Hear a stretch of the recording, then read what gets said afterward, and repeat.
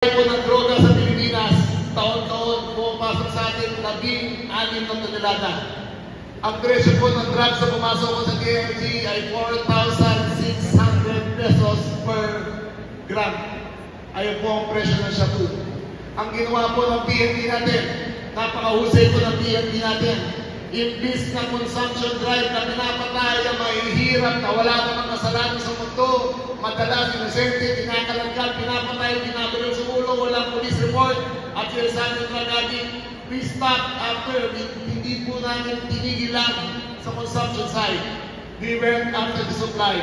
In 1 year, out of 16 tons, 6 tons na po ang na-apprehend ng PNP, tumaas ang presyo ng droga, bumaba ang insidente ng krimen.